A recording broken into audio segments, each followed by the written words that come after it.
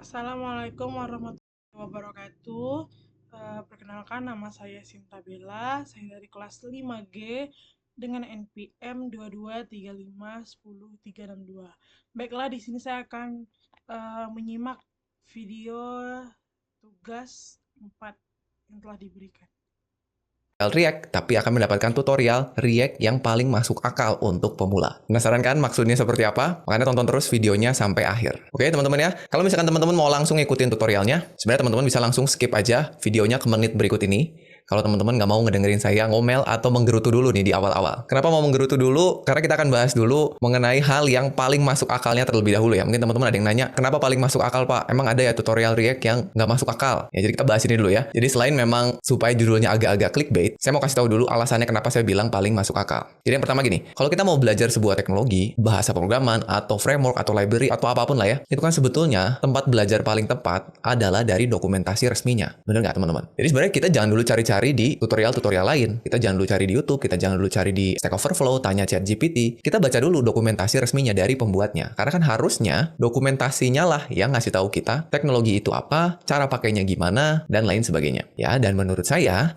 dokumentasinya React ini kurang masuk akal, khususnya untuk pemula. Dan ini menurut saya, teman-teman ya, jangan marah dulu, tenang. Nanti kita akan cari tahu kenapa menurut saya nggak masuk akal. Pasti ini buat teman-teman yang udah jago React, ada yang nggak setuju nih sama saya nih. Tapi sebelum ke sana, kita bahas dulu mengenai definisi pemulanya dulu ya. Sepemula apa sih maksud saya di sini ya? Jadi maksud saya pemula di sini, dia adalah yang udah belajar JavaScript, udah tahu JavaScript ya, udah tahu gimana cara bikin aplikasi menggunakan JavaScript, dia udah tahu yang namanya manipulasi DOM, dia udah tahu teknik-teknik JavaScript PS6 misalnya ya. Tapi belum pernah pakai React, atau bahkan belum pernah menggunakan istilahnya front-end framework gitu. Jadi udah bisa JavaScript, tapi belum pernah pakai React. Itu yang saya maksudkan dengan pemula di sini ya, supaya nanti kita sepakat dulu. Jadi silakan posisikan teman-teman di sini sebagai orang yang misalnya udah belajar JavaScript, tapi belum pernah pakai React. Nah, ceritanya kita mau belajar React nih. Jadi kan kita datang dulu nih ke dokumentasinya React. Ya, jadi dokumentasi React kalian bisa datang di react.dev/learn. Nanti kita akan buka sama-sama.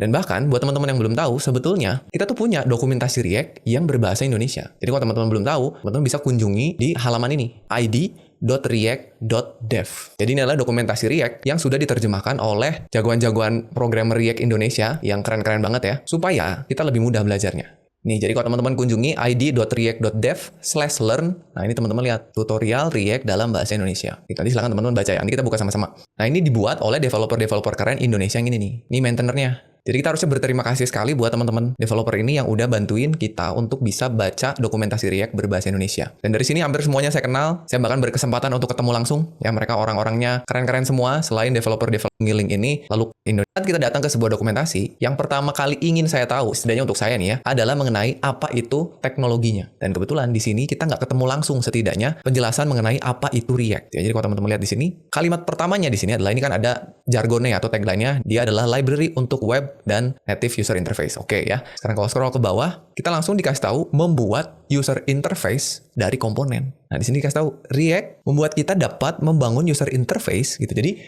bukan apa itu React, tapi apa yang bisa dilakukan oleh React gitu. Padahal kalau saya pengen tahu dulu React itu apa. Yang pertama kita nggak bisa lihat ya. Kalau scroll ke bawah, cara pakainya. Nah, dan cara pakainya itu kita tiba-tiba dikasih sebuah function. Kita nggak dikasih tahu ini function kita taruh di mana. Jadi seolah-olah React ini dibikin untuk orang yang udah tahu cara pakainya. Cara pakai front-end framework atau front-end library gitu. Kalau teman-teman udah tahu, maka baca ini akan lebih mudah. Tapi buat yang belum tahu dan sama sekali belum pernah pakai, menurut saya agak bingung. Padahal kalau teman-teman lihat dokumentasi React yang versi sebelumnya, ini kebetulan saya juga buka. Ini dokumentasi React yang lama ya. Teman-teman lihat ini tagline-nya agak berbeda. Kalau ini menurut saya lebih mudah dipahami ya. Sebuah JavaScript library untuk membuat UI. Kalau yang tadi kita lihat sebuah library untuk web dan native UI. Itu bedanya. Dan kalau di scroll ke bawah, yang lama tuh kita dikasih tahu penjelasannya. React adalah library yang deklaratif, berbasis komponen, belajar sekali, tulis dimanapun katanya gitu. Kalau menurut saya sih ini lebih menarik gitu ya. Walaupun tetap aja kalau kita scroll ke bawah, simple komponen.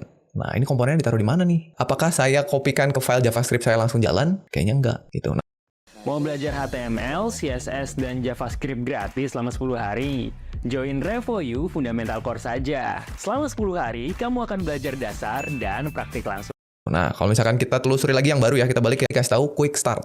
Selamat datang di React Documentation. Halaman ini memberikan kitab. Tuh halaman ini udah ngasih tahu kalian 80% apa yang bisa dilakukan komponen katanya. Ketemulah function. Nah, ini functionnya saya taruh di mana gitu kan? Ini menurut saya agak bingung. Jadi karena saya pengen belajar React ini buat coba beli akan mengunjungi Next.js karena saya pikir React-nya aja belum paham kan. Tapi karena setelah saya baca beberapa halaman di depan sini masih belum menemukan alasan kenapa belajar React, saya coba deh masuk ke sini, ke Next.js. Ini tutorialnya sedikit. Nah, saya baca ini katanya Next.js adalah sebuah framework React yang fleksibel, bla bla bla gitu ya. Ini saya masih belum ngerti.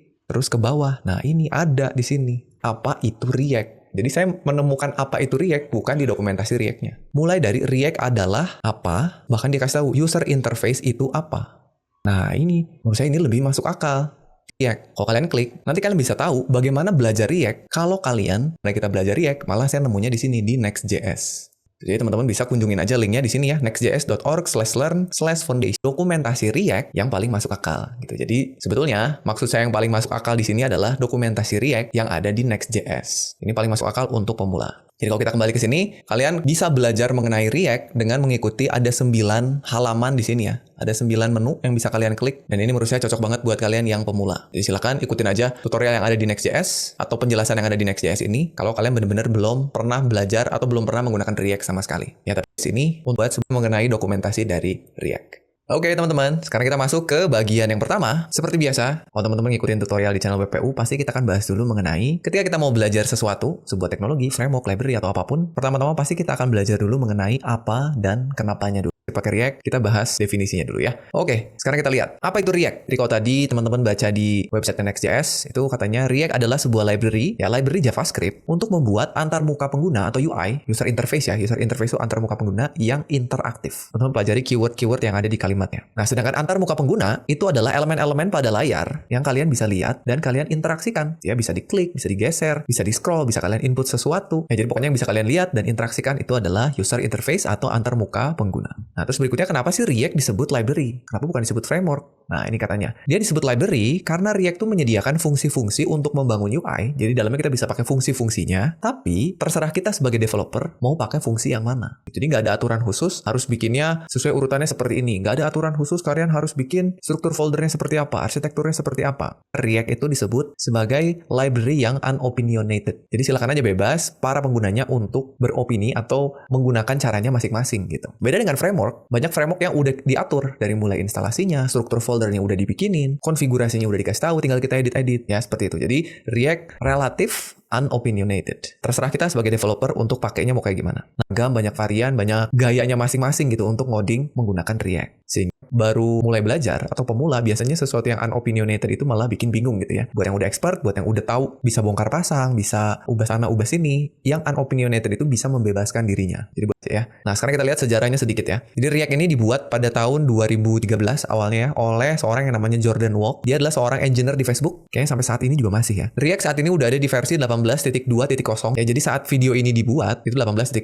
Mungkin aja teman-teman yang nonton nanti di masa yang akan datang ini udah lebih baru. Jadi selalu pastikan sesuaikan. Siapa tahu nanti versinya berbeda, dokumentasinya beda, cara pakainya juga beda. Nah, pertama kali dibuat itu karena Facebook tuh makin besar ya. Jadi saat itu tuh lagi nge-develop Facebook Ads. Mulai ada fitur chatting yang di bawah kanan tuh ya. Terus karena baru mengakuisisi Instagram, Facebook tuh lagi melakukan integrasi supaya antara Instagram sama Facebook itu bisa informasinya seamless gitu. Melakukan update di Facebook, Instagram ikut berubah, melakukan update di Instagram, yang ada di Facebook juga bisa ikut berubah gitu misalnya. Masing-masing aplikasi tadi itu kan harus lebih mudah dikelola. Kalau kita misalnya melakukan sesuatu di mobile, ya pasti kan pengennya yang di desktop berubah gitu. Nah, untuk melakukan itu, makanya dikembangkanlah si React ini. Walaupun sebelumnya namanya bukan React, dia menggunakan nama yang lain atau bahkan library atau framework yang lain ya. Dan ini teman-teman sebetulnya bisa lihat di halaman dokumentasi React di bagian community, terus ada React video.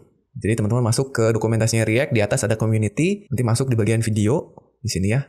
Ini ada video penjelasan mengenai React, dari mulai yang paling baru, ini React Conference, sampai yang paling bawah nih. Yang tadi saya jelaskan, jadi ini si Jordan gitu ya. Ini sakti banget nih.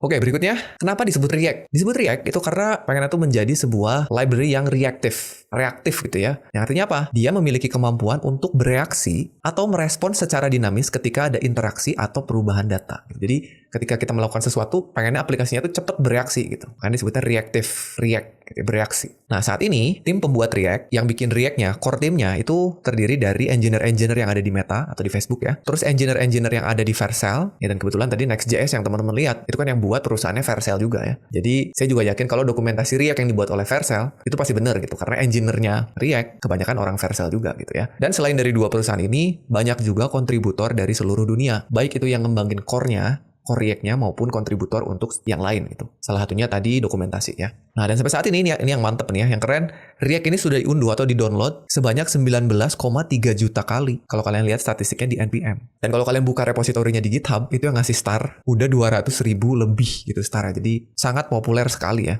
Mudah-mudahan jadi kebayang lah ya. Berikutnya, kita lihat dulu. Kalau misalkan teman-teman udah tahu JavaScript, mau masuk ke React itu sebenarnya apa sih yang ditawarkan oleh React gitu? Ngapain pakai React kalau JavaScript aja bisa melakukan hal yang bisa dilakukan oleh React? Kita lihat ya. Jadi supaya nanti ke depannya kita bisa paham React-nya kalau kita udah paham JavaScript. Mau cuan dari trading? Bisa. Nih, pelajarin dulu dasarnya. Gimana candlestick-nya? Ada panjang, pendek, doji, hammer, hanging man, dan shooting star. Gimana chart polanya? Ada basic. Oke, kita lihat. Kita mulai dengan mengingat-ingat kembali gimana caranya halaman web kita atau browser kita ngerender UI hasil codingan HTML kita. Atau istilahnya bagaimana browser itu menginterpretasi coding kita untuk menghasilin UI. Nggak usah ngomongin yang interaktif dulu sebetulnya, menghasilkan UI aja dulu ya. Nih, jadi saat kali ya, ada HTML, ada body. Di dalamnya kita bisa bikin ada div-nya. Terus kalau mau bikin judul halaman pakai heading. Kalau mau bikin list pakai UL atau OL. Dalamnya ada LI. Ya, jadi ini yang kita ketikkan di kode editor kita. Ya, begitu kita save. Dan kita buka di browser. Nah, sebetulnya yang terjadi adalah browser akan membuat sesuatu yang disebut dengan DOM. Ya, pasti udah tahu kan? Dokumen Object Model. Jadi dia akan memodelkan struktur coding yang sebelah kiri menjadi ilustrasinya adalah sebuah DOM tree. Pohon DOM. Ya, kenapa disebut pohon DOM? Karena ada hierarkinya. Sama seperti hierarki susunan atau silsilah keluarga gitu ya. Ada parent, ada child. Kalau anaknya banyak ada children. Kalau parentnya parent kita sebut grandparent. Kalau sejajar kita sebut dengan siblings. Atau saudara atau adik kakak lah ya, siblings gitu. Nah, jadi sebetulnya direpresentasikan sama browser sebagai DOM tree seperti ini. Jadi ada coding kalian, ada DOM tree. Nah, terus berikutnya, DOM itu apa? DOM itu adalah representasi objek. Kalau tadi kan visualnya ya, pohonnya itu visual. Sebenarnya di belakang layar, bentuknya DOM itu dia adalah objek. Visual kan supaya kita gampang lihat dan mahamin aja ya. Sebenarnya DOM itu dia objek. Dari HTML, tadinya coding, diubah jadi objek. Jadi, yang tadinya tree seperti ini, bisalah tampil di UI-nya atau di browsernya jadinya seperti ini. Jadi dari source code, diterjemahkan dulu jadi DOM, baru tampillah di UI-nya. Itu representasinya ya. Sesimpel apapun kalian nulisin coding HTML-nya. Dan kalau misalkan teman-teman masih bingung mengenai DOM itu apa, terus cara nyeleksi DOM seperti apa, cara belajar dokumen object model yang ada di channel WPU ini, saya udah buatkan cukup lengkap, ada sampai DOM manipulasi yang ada di dalam halaman kita berdasarkan codingan HTML-nya. Ya, jadi kita bisa menambah, mengubah, atau menghapus titik-titik pada DOM tree tadi, tapi nggak lewat codingan. Kita bisa memanipulasinya pakai JavaScript. Nih, contoh nih. Misalnya kita punya struktur HTML sederhana lah seperti ini ya. Kita punya HTML, head, title, body, dan sebuah div yang nama ID-nya app misalnya. Ini nggak aneh lah ya. Div nama ID-nya app, isinya kosong. Udah, ini kita codingnya begini aja, index HTML terus kita save. Nah, sekarang gimana caranya kalau kita mau menyisipkan tag H1 di dalam div ini, yang di dalam tag H1-nya ada tulisan belajar React bareng WPU. Jadi, tambahin emoji roket lah gitu ya. Supaya masuk ke dalam div ini, tapi nggak ngubah struktur HTML-nya. Kita ngubahnya pakai JavaScript, pakai teknik DOM manipulation. Ya, teman-teman harusnya bisa dong. Jadi HTML, terus nanti di bawahnya bikin aja script JavaScript, terus silakan manipulasi agar kalian bisa nyisipin H1 di dalam div-nya. Oke, silakan. Gimana? Sudah? Nah, kalau sudah kita lihat hasilnya. Nih, jadi kalau teman-teman mau nambahin sesimpel hanya tag H1 aja yang ada tulisan belajar React bareng WPU, ini yang harus kalian lakukan. Pertama bikin tag script dulu di bawah sebelum penutup body ya. Kalian bikin dulu script, dia punya teks JavaScript. Terus yang pertama kali kalian lakukan adalah kalian seleksi dulu elemen app-nya. Yang ini. Elemen by ID. Jadi JavaScript tolong carikan saya elemen yang ID-nya app atau tanda pagar app gitu. Untuk menyeleksi elemen div. Setelah itu, kita create elemen H1. Jadi kita bikin dulu di memori, kita bikin namanya header atau headings ya, ini harusnya namanya headings. Kita bikin dokumen titik create elemen H1. Disiapin tuh di memori H1 kosong. Terus berikutnya kita bikin teks untuk elemen H1 tadi. Kita bikin node, ada dua elemen. Ada teks, ada H1. Berikutnya adalah teksnya kita masukin ke dalam H1. Caranya kita append header content ke dalam header. Jadilah kita rangkai itu H1 yang ada tulisan belajar React bareng WPU. Nah, udah jadi tuh, masih di memori nih. Paham kan? Kita taruh lagi app append child header. Masuklah tuh H1 ke dalam div yang kosong tadi. DOM selection dan DOM manipulation. Ya, mudah-mudahan kalian nyobain tadi ya. Nah, sekarang kita lihat bedanya antara source code yang pertama kali kita buat dengan hasil yang udah ditampilkan. Ya, ini perbedaan kode awal dan setelah dilakukan manipulasi DOM. Nih, kalau teman-teman klik kanan lalu view page source, yang teman-teman lihat adalah codingan awal. Ada coding div app yang kosong, lalu ada script buat manipulasi DOM-nya. Di sini H1-nya nggak ada, karena H1-nya dibikin pakai JavaScript kan. Nah, tapi kalau teman-teman klik kanan lalu pilih inspect, tampilnya begini. lihat codingannya beda. Yang di sebelah kiri nggak ada H1-nya, tapi di sebelah kanan ada H1-nya. Jadi kalau teman-teman buka webnya pakai inspect, lalu klik tab elemen, ini adalah representasi dari DOM setelah kita lakukan manipulasi pakai JavaScript. Itu prosesnya sih nggak ada yang aneh ya. Jadi manipulasi DOM menggunakan JavaScript, itu yang pertama, HTML yang kalian tulis itu merepresentasikan konten halaman awalnya. Jadi codingan yang telah diupdate atau yang udah diperbaharui menggunakan JavaScript tadi.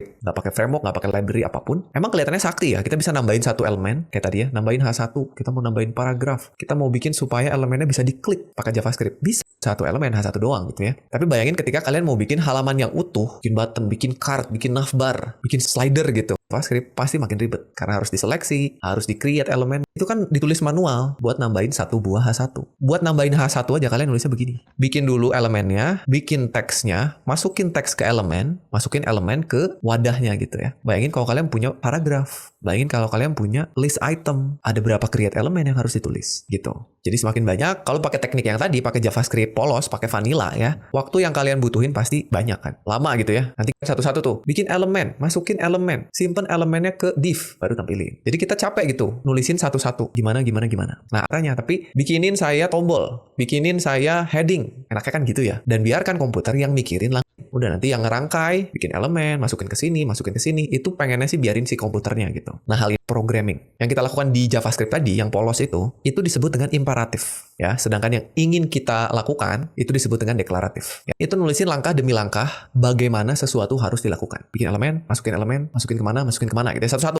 Ya, bikinin saya card, bikinin saya navbar. Itu deklaratif, mendeklarasikan. Atau istilahnya gini deh, kalau imperatif programming itu seperti kalau kalian ke restoran, pengen pizza gitu ya. Tapi kalian nggak bilang pengen pizza, saya pengen pepperoni pizza gitu ya. Tapi nggak, kalian datengin kokinya, terus kalian bilang satu-satu, Pak Koki, tolong bikin adonan, terus ratain adonannya, terus masukin toppingnya, terus masukin ke oven dengan suhu sekian, tungguin. Nah, kalian kalau nyuruh-nyuruh gitu ke kokinya di restoran, diusir pasti. Makanya nggak yang dilakukan oleh si kokinya. Yang penting makanannya datang, dimakan enak. Itu namanya deklaratif programming. Nah, kenapa saya jelasin imperatif dan deklaratif? Karena React itu merupakan UI library yang deklaratif.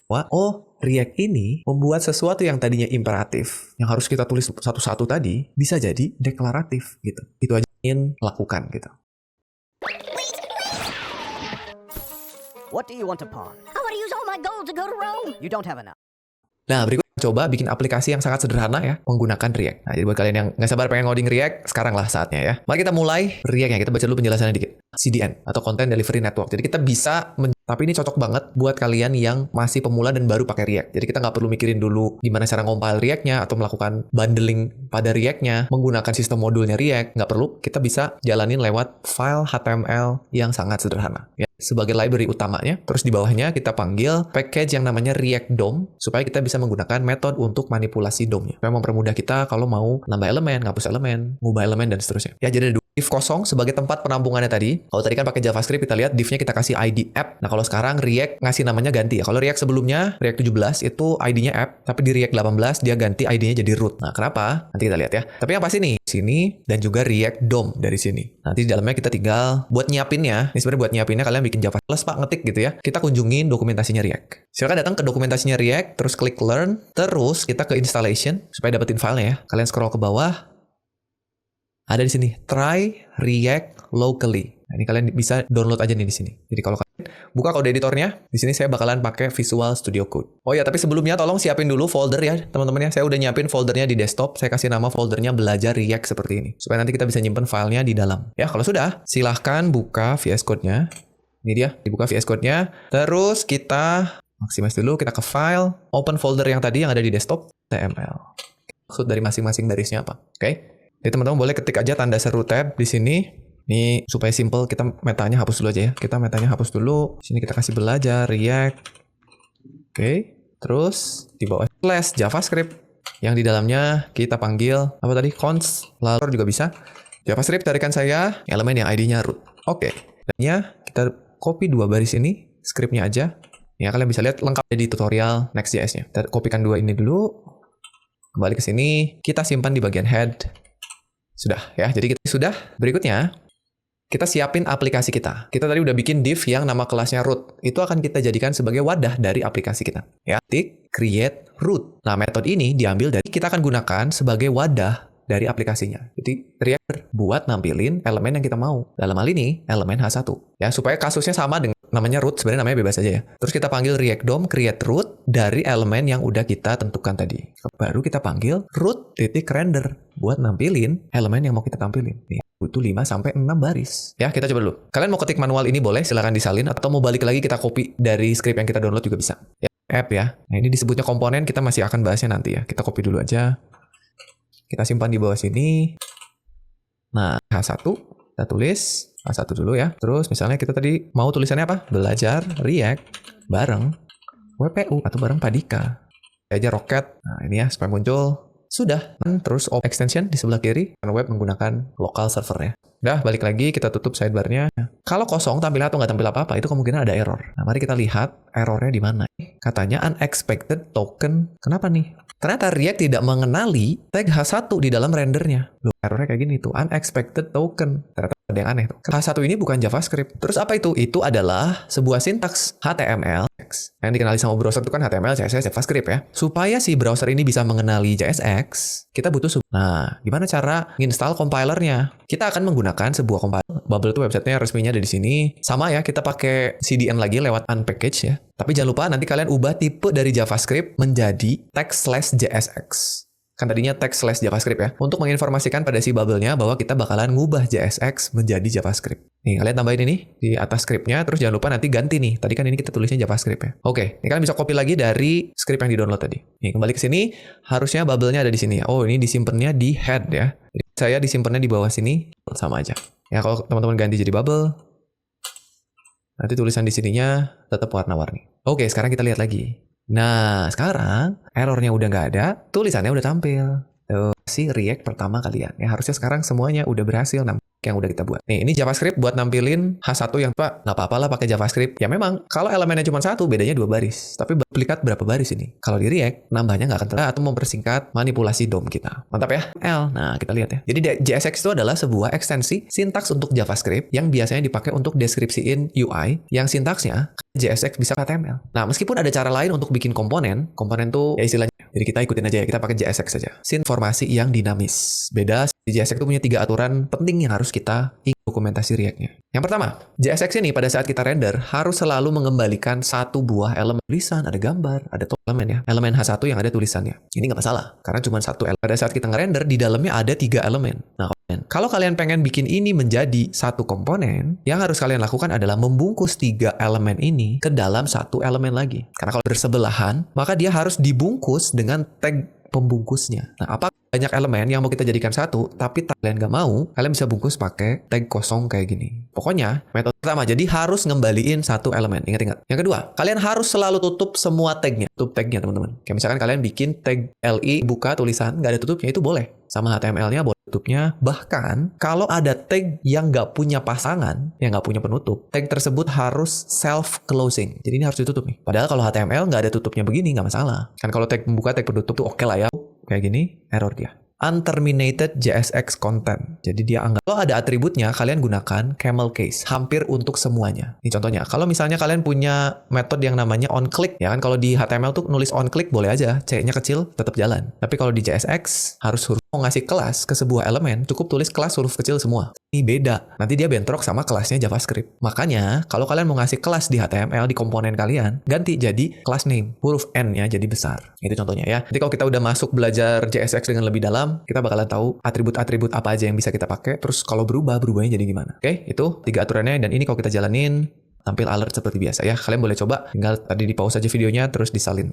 Ya, jadi itu sekilas mengenai cara pakai React yang sangat sederhana, teman-teman. Saya sampaikan ketika kita memulai sebuah seri baru, ya di mana kita harus tahu dulu nih, apa aja yang harus kita siapin kalau kita mau belajar React. Baik, itu harus kalian kuasai terlebih dahulu. Jadi jangan main loncat aja ke React kalau materi-materi ini belum kalian pahami ya. Yang pertama jelas HTML dan CSS, fundamentals. Ya, ini array. Harus ngerti manfaat React itu apa. Yang polos gitu ya, JavaScript polos. Pasti kerasa begitu pakai sebuah framework. Juga mengenai teknik-teknik pemrograman di modern JavaScript atau ES6. Kalian akan sering banget menggunakan CLI atau terminal. Entah itu buat download package, akan terminal ya, atau pakai Windows ada PowerShell, atau kalau yang pakai Linux sama macOS juga pasti ada terminal. Belajar mengenai package manager. Karena kedepannya React itu nggak dipakai dengan cara yang kita pakai tadi. Kita harus pakai misalnya NPM, module bundler, builder, dan masih banyak lagi. Dan untuk memahami itu, kalian butuh paham juga mengenai Node.js. satu materi ini, sabar dulu, tahan dulu. Ya silakan mundur dulu aja belajar materi-materi ini. Karena teknik di JavaScript modern ini banyak banget ya. Apa aja yang harus kalian pelajari? Yang pertama, let kapan kalian pakai cons. Ya, pokoknya jangan lagi pakai var. Berikutnya kalian. Dan kalian harus tahu juga yang namanya arrow functions beserta perilakunya. Objek, tahu apa itu prototypal inheritance atau pewarisan pada Java dengan higher order function. Itu salah satunya adalah di metode-metode pada array. Seperti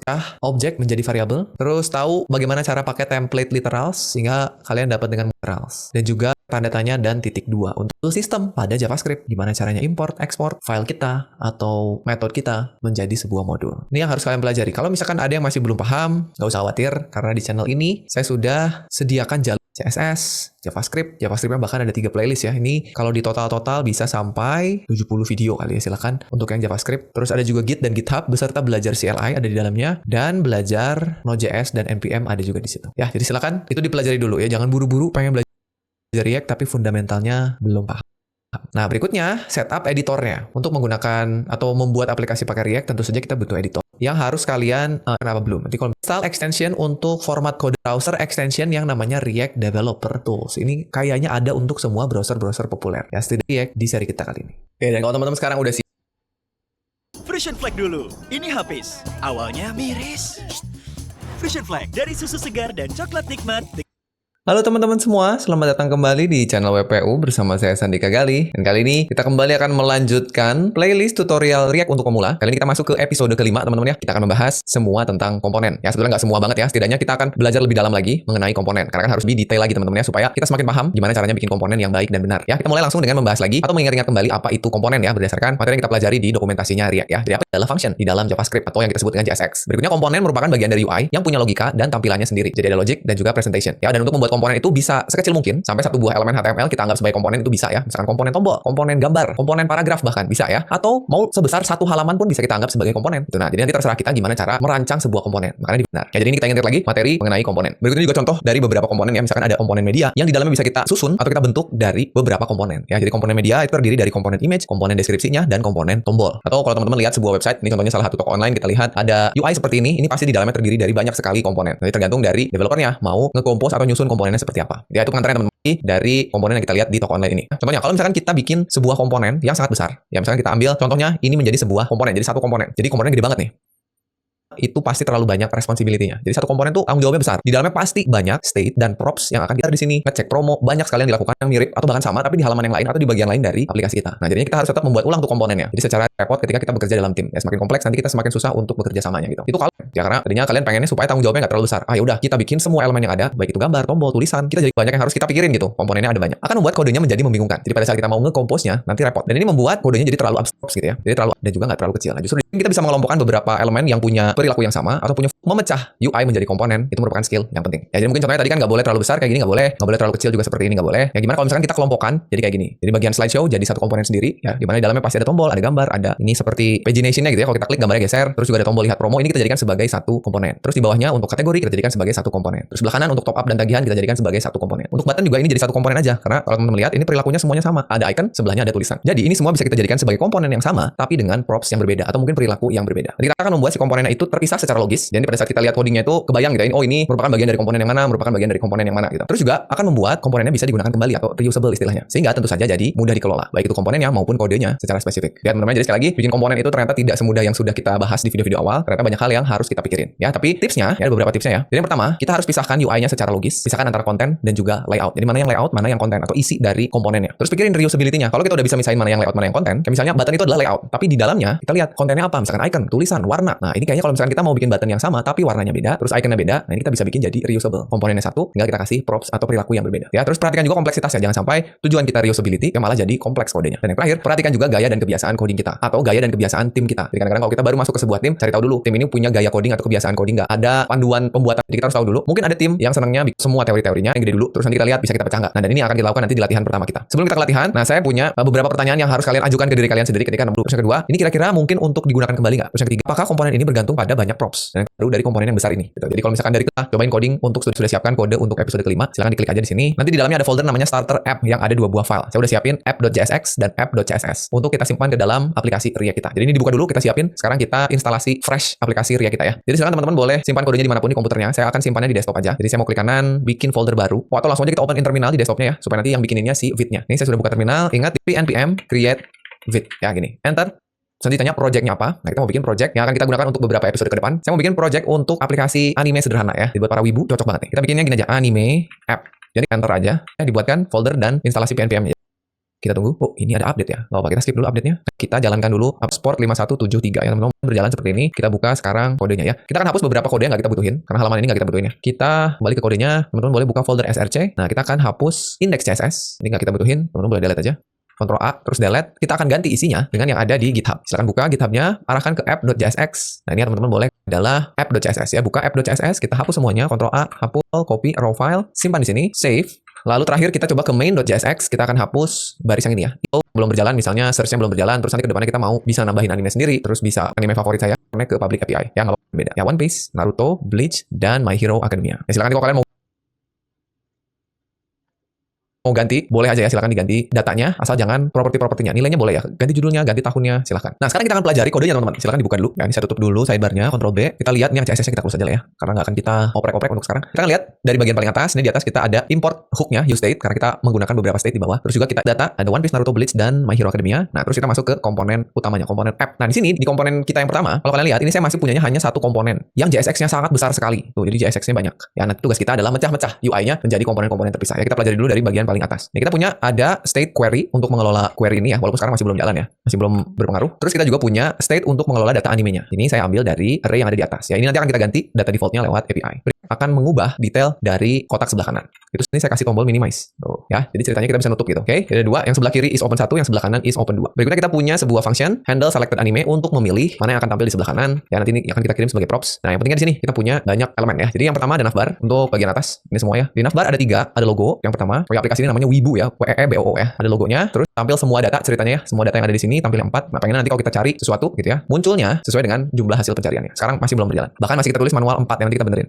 Itu di bagian navbar dan kayaknya teman-teman harus sekarang udah bisa mencoba-coba untuk kotak ini. Kotak yang pertama, ini ada elemen yang nama kelasnya box. Itu untuk kotak yang sebelah kiri. Kalau tombolnya lagi terbuka, is open 1-nya bernilai true. Ya, defaultnya kan true ya. Kalau lagi bernilai true, tampilin listnya. Tapi kalau kita klik tombolnya jadi false, ya. Opennya tadinya true, jadi not open, jadi false. Maka jangan ada key-nya. Terus pada saat diklik, saya pengen ngejalanin handle selected anime untuk nampilin anime sebelah kanan. Tombol di atas, bahkan ini mirip banget ya. Ada logikanya juga, kalau tombolnya lagi true gitu ya, lagi terbuka, tampilin detailnya. Ini sesuai dengan anime yang lagi kita select di sebelah kiri. Kalau kita lihat kayaknya semua pertanyaan komponen yang tadi itu jawabannya ya. Nah, makanya sekarang saya minta tugas kalian coba diubah dulu komponen yang satu besar ini menjadi komponen yang kecil-kecil. Masih bingung buat website WordPress? Pilih Hostinger dan kamu bisa bikin WordPress dengan cepat. Kita satu persatu sedikit demi sedikit, kita mulai dari komponen navbar. Ya, kita ambil dulu ini, lalu di sini kita panggil nama komponen yang akan kita buatnya. Sekarang belum ada, kita ada error navbar is not defined. Kita definisikan dulu di bawah. Oke, sekarang kita bikin apa? Masih kurung tutup, enter, baru kita paste. Itu state query itu. Sedangkan state-nya ada di mana? State-nya ada di main. Nah, makanya kita pindahin ya. Scroll cut, kita simpan di sini. Dah, itu. Kita lihat dulu hasilnya aman ya, nggak ada yang error. Berarti satu navbar udah kita pisahin. Nah, tapi lihat nih ya. Scroll, ini kita hapus spasinya. Mainnya kita tutup, kita cut, block terus cut ya, Ctrl X, kita bikin main. Turn, kurung buka kurung tutup, enter. Ctrl V. Sudah, mainnya dulu. Nanti ke depannya mungkin kita akan naikin lagi ke atas, tapi nggak apa-apa ya. Kita coba turunin semua dulu ya. Jadi ini boleh diblok semua, karena yang butuh bukan app, yang butuh adalah main. Kita webnya aman ya. Besar nih, komponen navbar masih terlalu besar, komponen main masih terlalu besar. Benerin satu-satu. Kita mulai dari navbar dulu ya. Kita lihat, komponen yang besar itu sebetulnya yang search ini ya. Sampai tutupnya, Ctrl X, kita bikin logo, terlogo. Sip, logo sudah. Di bawahnya search ya. Kita cut lagi, kita bikin search. Begini, kita bikin di bawah logo. Function search. Lalu Ctrl V. Oke, sekarang error lagi karena state-nya sekarang ada di navbar nih. Jadi kita harus pindahin ke dalam ya. Kita cut, Ctrl X, kita pindahin ke search. Oke, karena yang menggunakan sebetulnya hanya search aja kan. Jadi ngapain kita simpan di navbar tadi? Sudah, beres. Oh, search-nya hilang. Kenapa? Karena belum kita return. Ini salah ya. Ini di-cut dulu. Lupa return ya. Mantap. Atau udah beres? Kayaknya belum ya. Ini kayaknya saya masih pengen bikin search result-nya itu menjadi sebuah komponen sendiri. Jadi saya mau bikin gini. P-nya saya cut, terus saya mau bikin misalnya namanya num result ya. Karena dia angka kan. Komponennya namanya num result. Kita bikin di bawah sini function num result. Jangan lupa kita bikin return ya. Nah, begini. Sudah, sip. Jadi sekarang komponennya sudah sesuai kebutuhannya. Yang navbar kayaknya udah ya. Navbar turun jadi begini, turun lagi logonya, cukup. Ini nggak usah kita pecah lagi. Untuk yang search, sebenarnya input juga bisa nih ya. Jadinya search input gitu ya. Atau nggak usah lah ya, nggak apa-apa. Untuk kali ini nggak usah. Nanti kalau kita butuh, kita bikin jadi komponen lagi. Oke, sekarang kita turun ke main. Nah, ini yang seru nih. Untuk main, sebenarnya kalau teman-teman lihat, di dalam main itu kita punya 2 buah box. Nih. Gimana kalau setiap boxnya kita jadiin satu komponen? Kita mulai dari komponen atau box yang pertama ya. Box yang pertama, ini sebuah box untuk nyimpen list dari anime. Jadi gimana kalau contohnya function anime list, terus kita return, jangan lupa ini kita cut, simpan di sini. Satu lagi is open yang ini. Nah, ini ketika kita anime, berarti ini harus kita pindahin juga. Ini kita pindahin, simpan ke sini. Nah, lihat set selected anime error. Kenapa? Karena set selected anime ada di sini. Nggak bisa. Jadi gimana dong cara ngakalinnya? Sebenarnya nanti akan lebih detail ketika kita bahas agak belakang ya. Cuman artinya gini, animenya kita nggak bisa simpan di sini. Ini ada teknik yang namanya lifting state up. Karena state itu hanya bisa digunakan ke komponen di dalamnya. Komponen sebelahnya nggak bisa pakai. Ini kalian yang ada di dalamnya, children-nya atau child-nya nggak bisa dipakai. Nah, jadi ini nggak bisa di sini. Kita balikin. Ini nggak usah khawatir dulu yang ini ya. Ini sini paling atas kayak gini. Karena kan kita props ya. Jadi anime kita kirim lewat props. Handle selected anime juga kita yang ini. Kita kasih eventnya apa? On selected. Sudah, sekarang kita bisa pakai di komponen anime list. Berarti di sini kita terima dulu propsnya, animes dan on selected anime. Oke, sekarang kalau kita jalankan harusnya normal lagi ya. Sip, aman. Bisa kita akalin dulu sebelum nanti kita benar-benar melakukan prop-nya. Coba dibuka lagi sidebar-nya. Teman-teman buka ini nih, aslin rc. Kita tulisnya kutip react/prop types ya, kita isi dengan off ya. Kita save benar. Oke, kita close, Ctrl B lagi. Udah kita cut ya. Nah, ini kita ganti nih. Kita bikin ini email list box ya, sesuai dengan kelasnya nih. Tapi kita lihat dulu deh. Oke, mantap. Sudah aman. Jadi sudah jadi 2 komponen ya untuk main. Tinggal kita masuk ke masing-masingnya satu-satu. Kita masuk ke list box dulu. Tadi seperti yang saya bilang, kita mau bikin UL-nya itu berubah jadi komponen anime list. Ya, kita coba tutup dulu UL-nya. Kita cut, block, terus cut. Selected anime. Sudah, jadi dari sini. Anime. Oke. Return. Oke, tinggal masukin lagi props-nya. Kirim lagi. Anime. Satu lagi. On selected anime. Nah, kita pindah, kita cut. Masukin ke sini. Oke, sudah aman. Tinggal kita terima propsnya.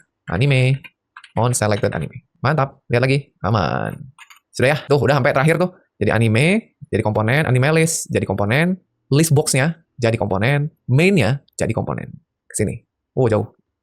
Ini dia. Itu teman-teman ya. Masih ada nggak? Kayaknya masih ya. Untuk yang selected box nih. Satu lagi nih. Selected box, kita lihat. Nah, ini sama juga. Kita mau bikin komponen untuk ini. Ini akan kita anggap sebagai anime detail ya. Ini ada 2 komponennya sebenarnya. Ada header sama section. Nggak apa-apa, kita gabung aja ya. Jadi teman-teman boleh ambil komponen div-nya. Ini kita cut. Ini sebetulnya nggak perlu pakai kurung tadi ya. Hapus kurungnya, kita ganti jadi anime detail. Gini. Terus kita bikin function. Anime detail.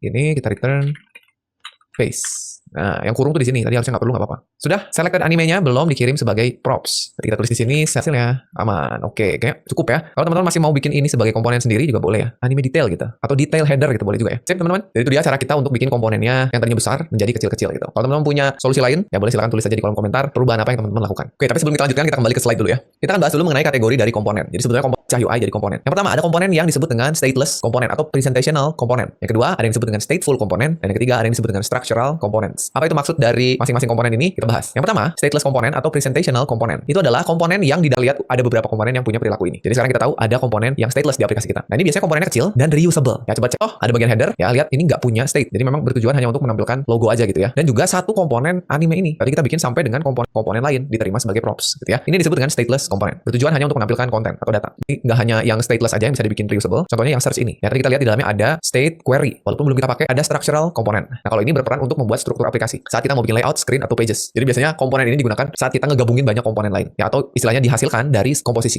komponen main. Ya kan main itu terdiri dari 2 komponen. Bentuknya kayak struktur. Bahkan komponen app kita bisa kita anggap sebagai structural komponen. Karena harus kita pahami. Silakan teman-teman cek lagi di aplikasi yang udah. Tapi ada masalah. Masalah yang paling terasa tadi adalah sesuatu yang disebut dengan prop drilling. Yang mungkin tadi juga teman-teman ngelihat kita melakukan ini pada saat kita naruh property ke sebuah komponen berulang-ulang. Padahal ada komponen yang bahkan nggak butuh data dari props itu. Nanti kita lihat teman-teman ya. Untuk lebih jelasnya, kita akan bikin sebuah masalah baru ya, supaya kita bisa lihat munculnya prop drilling ini sekali lagi. Sekarang mari kita jalankan fitur pencariannya. Sekarang kalau teman-teman lihat, fitur pencariannya itu masih kita tulis manual, angka 4. Karena saya tahu, saya ngitung sendiri animenya ada 4. Kita akan coba ngitung ada berapa anime di array kita. Ya, jadi ini akan kita perbaiki. Sebenarnya gampang banget, tapi akan muncul masalah ya.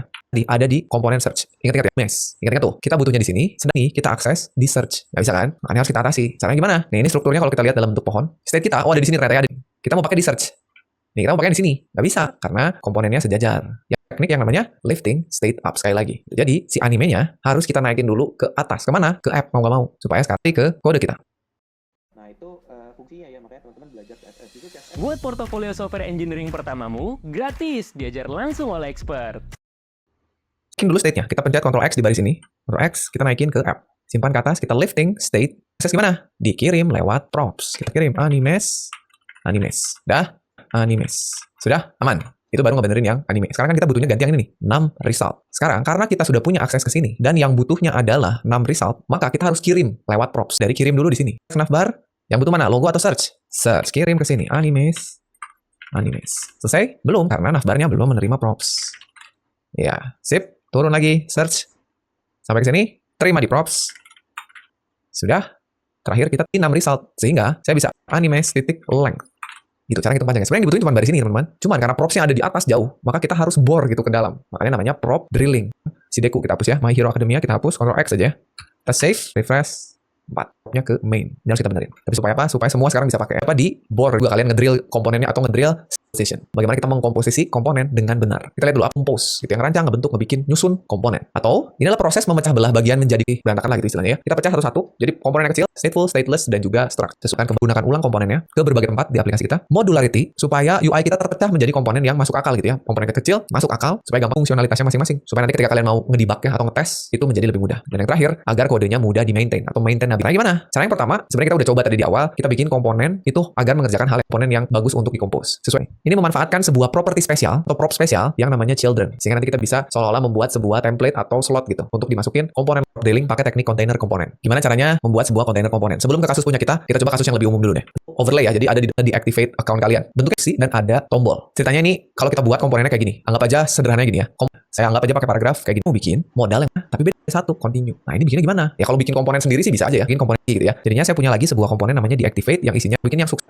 Kelihatannya oke nih. Nah, tapi sayangnya ini nggak bisa dilakukan karena sekarang komponen lagi berikutnya udah nempel dengan komponen suksesnya. Nah, malah ini artinya sama. Bisa lihat. Jadi yang tadinya kita bikin modalnya seperti ini, kita bisa siapin template-nya kayak gini. Jadi sekarang dinamis atau berubah-ubah, kita panggil children-nya. Tulisnya bener, namanya container komponen. Nanti semua isi dari komponen deactivate, komponen kalian punya tutupnya. Jadi komponen modal buka, komponen modal tutup. Di tengah-tengahnya kita sisipkan komponen deactivate. Nah, ini keren ya, komponen deactivate akan masuknya. Sukses gimana? Bikin sukses, sama aja. Modalnya tetap sama, nggak ada yang berubah sama sekali. Tinggal kita siapin aja komponen sukses, lalu kita sisipkan suksesnya ke dalam modalnya. Ya, ini mari kita coba ke kasus kita. Kita benerin dua hal, kita benerin yang 6 result dan juga yang anime list. Balik, masuk ke navbar, lihat di navbar, di nggak? Benernya gimana? Nah, caranya gini. Sekarang, teman-teman, ini adalah children.